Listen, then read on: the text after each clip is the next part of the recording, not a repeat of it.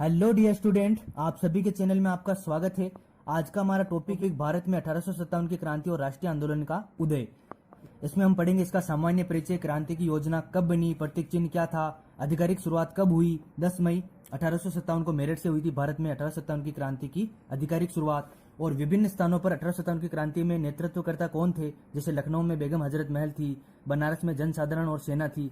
इसी प्रकार इसके बाद 1857 की क्रांति के बारे में इतिहासकारों के मत क्या क्या हैं, जैसे सर जॉन लॉरेंस और शीले के अनुसार 1857 की क्रांति एक पूर्णतः सिपाही विद्रोह था। फिर इसके बाद ये क्वेश्चन अक्सर पूछा जाता है, लाल डलहौजी के काल में विलय की गई देशी रियासतों का क्रम क्या है, ये अक्सर पूछा जाता है। फिर इसके बाद अपन पढ़ेंगे प्रमुख क्रांतिकारी घटनाएं और उस समय क्रांतिकारी कौन थे, जैसे फ्रेड और एयरस्ट हत्याकांड 1897 में पुणे में हुआ था और क्रांतिकारी थे चापेकर बंधु। फिर इसके बाद आएगी प्रमुख क्रांतिकारी संगठन कौन कौन से थे, जैसे मित्र मेला 1899 में पुणे में सावरकर बंधु द्वारा स्थापित, अभिनव भारत अनुशीलन समिति, हिंदुस्तान रिपब्लिकन एसोसिएशन, नौजवान सभा और हिंदुस्तान सोशलिस्ट रिपब्लिकन एसोसिएशन। तो आज का हमारा टॉपिक है 1857 की क्रांति भारत में और राष्ट्रीय आंदोलन का उदय। सर्वप्रथम 1857 की क्रांति की जो योजना बनी थी वो नाना साहब पेशवा और उनके सहयोगी अजीमुल्ला तथा रंगोजी बापू ने मुख्य रूप से तैयार की थी। जो सर्वप्रथम क्रांति की योजना जो बनाई गई थी वो नाना साहब पेशवा और उनके सहयोगी अजीमुल्ला तथा रंगोजी बापू ने मुख्य रूप से तैयार की थी। और नाना साहब का मूल नाम क्या था, धोंदू पंत। ये धोंदू पंत नाना साहब पेशवा का मूल नाम था।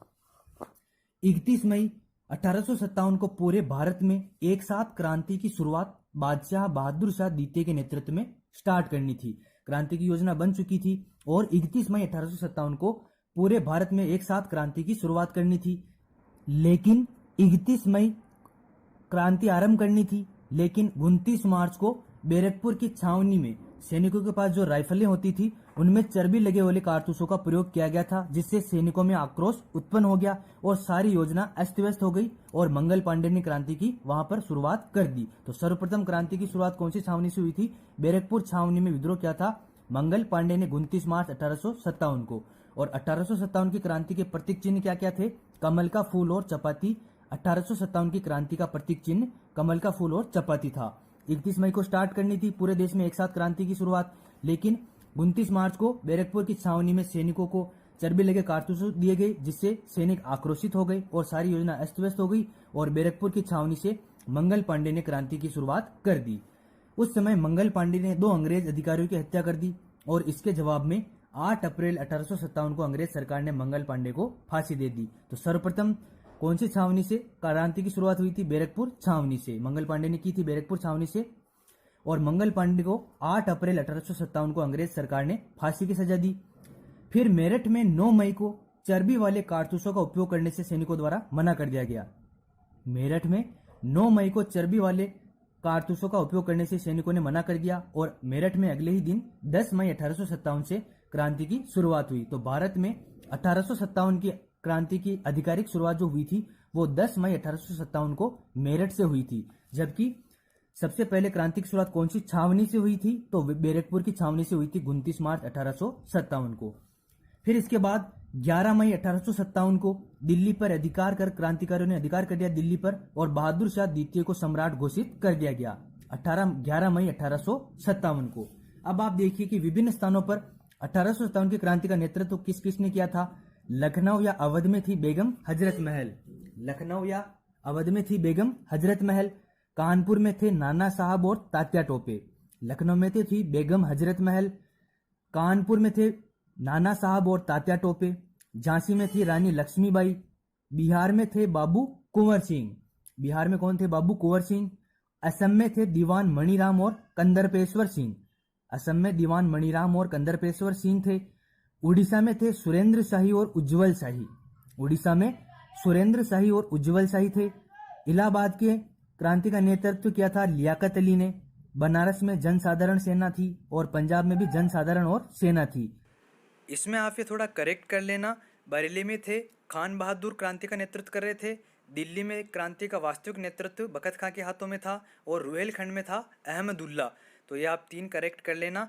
बरेली में थे खान बहादुर, दिल्ली में थे वास्तविक नेतृत्वकर्ता बखत खां और रुहेलखंड में थे अहमदुल्ला। फिर इसके बाद आता है 1857 की क्रांति के समय भारत का गवर्नर जनरल कौन था। तो 1857 की क्रांति के समय भारत का गवर्नर जनरल था लॉर्ड कैनिंग। इसके बाद आता है कि 1857 की क्रांति के समय ब्रिटेन का प्रधानमंत्री कौन था। तो 1857 की क्रांति के समय ब्रिटेन का प्रधानमंत्री था पामस्टन। क्रांति के समय गवर्नर जनरल तो था भारत का लॉर्ड कैनिंग और क्रांति के समय ब्रिटेन का प्रधानमंत्री था पामस्टर्न। फिर इसके बाद आता है 1857 की क्रांति के बारे में इतिहासकारों का क्या क्या कहना है। जैसे सर जॉन लॉरेंस और सिले के अनुसार 1857 की क्रांति एक पूर्णतया सिपाही विद्रोह था। ये किसका कहना है? सर जॉन लॉरेंस और सिले ने कहा कि 1857 की क्रांति एक पूर्णतया सिपाही विद्रोह था। फिर इसके बाद आते हैं मोलेशियन ने कहा कि 1857 की क्रांति एक सामंतवादी प्रतिक्रिया थी। ये किसका कहना है? मोलेशियन का कहना है कि 1857 की क्रांति एक सामंतवादी प्रतिक्रिया थी। फिर इसके बाद आते हैं बेंजामिन डिज़रायली ने कहा कि 1857 की क्रांति एक राष्ट्रीय विद्रोह था। बेंजामिन डिज़रायली ने कहा कि 1857 की क्रांति एक राष्ट्रीय विद्रोह था, जबकि जॉन लॉरेंस और सिले ने कहा पूर्णतः सिपाही विद्रोह था। मोलेशियन के अनुसार सामंतवादी विद्रोह था। बेंजामिन डिज़रायली के अनुसार राष्ट्रीय विद्रोह था। फिर इसके बाद आता है जेम्स आउट्रम और डब्ल्यू टेलर के अनुसार 1857 की क्रांति अंग्रेजों के विरुद्ध हिंदू मुसलमानों का षड्यंत्र था। यह इंपॉर्टेंट है, आप याद रखिएगा। 1857 की क्रांति को अंग्रेजों के विरुद्ध हिंदू मुसलमानों का षड्यंत्र किसने कहा था? जेम्स आउट्रम और डब्ल्यू टेलर ने। फिर इसके बाद अशोक मेहता के अनुसार 1857 की क्रांति राष्ट्रीय स्वतंत्रता के लिए सुनियोजित युद्ध था। यह भी इंपॉर्टेंट है कि 1857 की क्रांति राष्ट्रीय स्वतंत्रता के लिए सुनियोजित युद्ध था। यह किसने कहा था? अशोक मेहता ने। फिर इसके बाद आता है आरसी मजूमदार के अनुसार 1857 का विद्रोह स्वतंत्रता संग्राम नहीं था। आरसी मजूमदार ने 1857 के विद्रोह को स्वतंत्रता संग्राम नहीं माना है, इसलिए इन्होंने कहा मजूमदार साहब ने कि 1857 का विद्रोह स्वतंत्रता संग्राम नहीं था।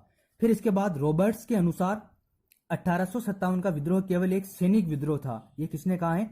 रॉबर्ट्स ने कहा था कि 1857 की क्रांति जो थी वो केवल एक सैनिक विद्रोह था।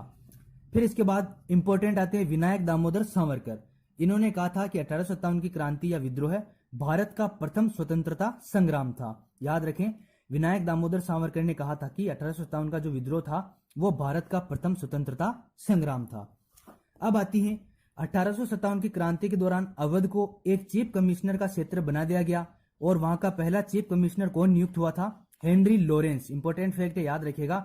1857 की क्रांति के दौरान अवध को एक चीफ कमिश्नर क्षेत्र बना दिया गया था और वहां का पहला चीफ कमिश्नर कौन नियुक्त हुआ था? Henry Lawrence.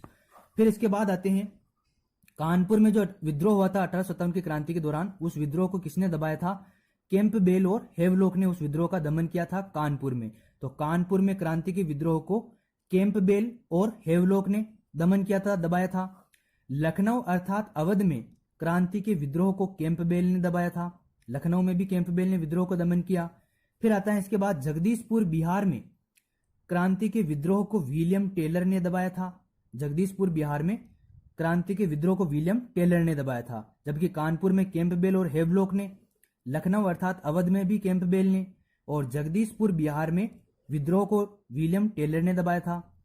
फिर दिल्ली में विद्रोह को किसने दबाया था? निकलसन और लॉरेंस ने।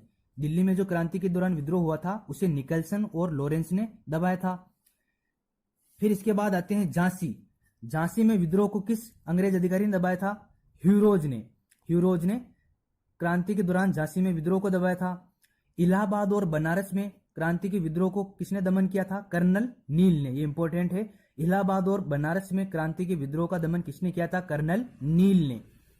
पंजाब में क्रांति के विद्रोह को जॉन लॉरेंस ने दबाया था। बरेली में विद्रोह को कैंपबेल ने दबाया था। पंजाब में जॉन लॉरेंस, बरेली में कैंपबेल ने विद्रोह का दमन किया। अब आप देखिए, नाना साहब को पेशवा घोषित किया गया था और उनका वास्तविक नाम क्या था? धोंदू पंत था। नाना साहब पेशवा घोषित किए गए थे और इनका वास्तविक नाम पूछ ले आपसे तो धोंदू पंत इनका वास्तविक नाम था। और झांसी में जब विद्रोह को दबाया था ह्यूरोज ने, तो इन्होंने लक्ष्मीबाई की वीरता से प्रभावित होकर कहा था कि भारतीय क्रांतिकारियों में ये अकेली मर्द हैं। किसके लिए कहा था? लक्ष्मीबाई के लिए कहा था ह्यूरोज ने, इनकी वीरता से प्रभावित होकर कि भारतीय क्रांतिकारियों में ये अकेली मर्द हैं। नाना साहब का क्रांति के दौरान ये कथन है, आप याद रखिएगा। नाना साहब का कथन था कि ये नीली टोपी वाली राइफल तो गोली चलने से पहले ही मार देती है। ये नाना साहब का कथन था क्रांति के दौरान कि ये नीली टोपी वाली राइफल तो गोली चलने से पहले ही मार देती हैं। ये इंपॉर्टेंट फैक्ट है, क्वेश्चन एग्जाम में आता रहता है कि लॉर्ड डलहौजी के काल में विलय की गई देशी रियासतों का क्रम क्या है। सबसे पहले सतारा महाराष्ट्र को मिलाया गया था 1848 में डॉक्ट्राइन ऑफ लेप्स के तहत। जैतपुर को मिलाया गया था इसके बाद 1849 में, उत्तर प्रदेश जैतपुर। फिर इसके बाद भगत पंजाब को मिलाया गया था 1850 में, और उसके बाद उदयपुर मध्य प्रदेश को मिलाया गया था 1852 में। तो इसका अवरोही क्रम में सबसे पहले सतारा 1848, जैतपुर उत्तर प्रदेश 1849, भगत पंजाब 1850 और उदयपुर 1852। सीजे बीयू याद रखिएगा, सीजे बीयू 48, 49, 50 और 52। लॉर्ड डलहौजी के काल में डॉक्ट्राइन ऑफ लेक्स विलय की नीति के तहत देशी रियासतों का क्रम क्या है, मिला ली गई। सतारा को मिलाया गया, जैतपुर, भगत और उदयपुर। इसके बाद आता है विद्रोह के समाप्त होने के बाद 1858 में ब्रिटिश संसद ने एक कानून पारित किया और ईस्ट इंडिया कंपनी के अस्तित्व को उस कानून के तहत समाप्त कर दिया गया 1858 में, और भारत पर शासन का पूरा अधिकार किसका हो गया, महारानी के हाथों में चला गया। ब्रिटेन की महारानी को भारत की सामग्री बनाया गया 1858 के नियम के तहत, और ईस्ट इंडिया कंपनी के अस्तित्व को समाप्त कर दिया गया। फिर इसके बाद आता है इंग्लैंड में 1858 के एक्ट के तहत एक भारतीय राज्य सचिव की व्यवस्था की गई। इंग्लैंड में 1858 के एक्ट के तहत एक भारतीय राज्य सचिव की व्यवस्था की गई, जिसकी सहायता के लिए एक 15 सदस्यों की एक मंत्रणा परिषद बनाई गई। याद रखिएगा, 1858 के अधिनियम के तहत एक भारतीय राज्य सचिव की व्यवस्था की गई, जिसकी सहायता के लिए कितने सदस्यों की एक मंत्रणा परिषद बनाई गई थी, 15 सदस्यों की एक मंत्रणा परिषद बनाई गई। और इन 15 सदस्यों में 8 की नियुक्ति सरकार द्वारा करने तथा 7 की कोर्ट ऑफ डायरेक्टर द्वारा चुनने की व्यवस्था की गई थी। 15 सदस्यों में से 8 की नियुक्ति तो सरकार द्वारा तय की गई, सरकार द्वारा नियुक्त करने की, और 7 सदस्यों की कोर्ट ऑफ डायरेक्टर द्वारा चुनने की व्यवस्था की गई थी। अब आप देखिए प्रमुख क्रांतिकारी घटनाएं कौन कौन सी थी और क्रांतिकारी कौन थे। सबसे पहले आती है फ्रेंड और एयर्स्ट हत्याकांड, 1897 में हुआ था पुणे में। फ्रेंड और एयर्स्ट हत्याकांड 1897 में हुआ था पुणे में, और क्रांतिकारी कौन थे, हत्याकांड को अंजाम देने वाले चापेकर बंधु। फिर इसके बाद आता है किंग्सफोर्ड हत्या का प्रयास 1908 में मुजफ्फरपुर में किया गया था। किंग्सफोर्ड हत्या का प्रयास 1908 में मुजफ्फरपुर में किया गया था, और हत्या का प्रयास करने वाले कौन थे, खुदीराम बोस और प्रफुल्ल चाकी ने किंग्सफोर्ड हत्या का प्रयास किया था 1908 में मुजफ्फरपुर में। फिर इसके बाद आता है कर्नल माइली हत्याकांड। कर्नल माइली हत्याकांड 1909 में लंदन में हुआ था हत्याकांड, और क्रांतिकारी कौन थे, मदन लाल धींगरा ने कर्नल माइली की हत्या की थी 1909 में लंदन में। तो कर्नल माइली हत्याकांड 1909 में हुआ था लंदन में, और क्रांतिकारी थे मदन लाल धींगरा। फिर इसके बाद आता है वायसराय होर्डिंग की हत्या का प्रयास, ये सब जानते हैं। 1912 में दिल्ली रास बिहारी बोस और जोरावर सिंह बारट और प्रताप सिंह बारट ने बम फेंका था। वायसराय लॉर्ड होर्डिंग की हत्या का प्रयास किया था 1912 में दिल्ली में, रास बिहारी बोस, प्रताप सिंह बारट और जोरावर सिंह बारट ने। फिर आता है काकोरी ट्रेन डकैती कांड। काकोरी ट्रेन डकैती कांड 9 अगस्त 1925 को हुआ था काकोरी में। काकोरी ट्रेन डकैती कांड कब हुआ था, 9 अगस्त 1925 को हुआ था काकोरी में, और क्रांतिकारी कौन थे, राम प्रसाद बिस्मिल और अशफाक उल्ला खां। ये 2 क्रांतिकारी थे काकोरी ट्रेन डकैती कांड में, जो कि 9 अगस्त 1925 को हुआ था काकोरी में, राम प्रसाद बिस्मिल और अशफाक उल्ला खां। फिर इसके बाद आता है सैंडर्स हत्याकांड। सैंडर्स हत्याकांड जो हुआ था वो 1928 में लाहौर में हुआ था। सैंडर्स हत्याकांड 1928 में लाहौर में हुआ था, और क्रांतिकारी कौन थे सैंडर्स हत्याकांड में, सरदार भगत सिंह। फिर इसके बाद आता है शस्त्रागार डकैती कांड। शस्त्रागार डकैती कांड 1930 में हुआ था चटगांव में, और शस्त्रागार डकैती कांड के समय क्रांतिकारी कौन थे, सूर्यसेन, जो कि मास्टर दा के नाम से प्रसिद्ध थे। क्रांतिकारी सूर्यसेन ने शस्त्रागार डकैती कांड को अंजाम दिया था 1930 में चटगांव में। फिर इसके बाद आता है जनरल डायर हत्याकांड 1940 लंदन, और जनरल डायर की हत्या किसने की थी, क्रांतिकारी उधम सिंह ने। क्रांतिकारी उधम सिंह ने जनरल डायर की हत्या की थी 1940 में लंदन में। फिर इसके बाद आते हैं 1857 की क्रांति के दौरान लिखी गई पुस्तक माजा प्रवास के लेखक कौन है। 1857 की क्रांति के दौरान लिखी गई पुस्तक माजा प्रवास के लेखक विष्णु भट्ट गोडसे हैं। याद रखिएगा, माजा प्रवास पुस्तक 1857 की क्रांति के दौरान लिखी गई थी, जिसके लेखक हैं विष्णु भट्ट गोडसे।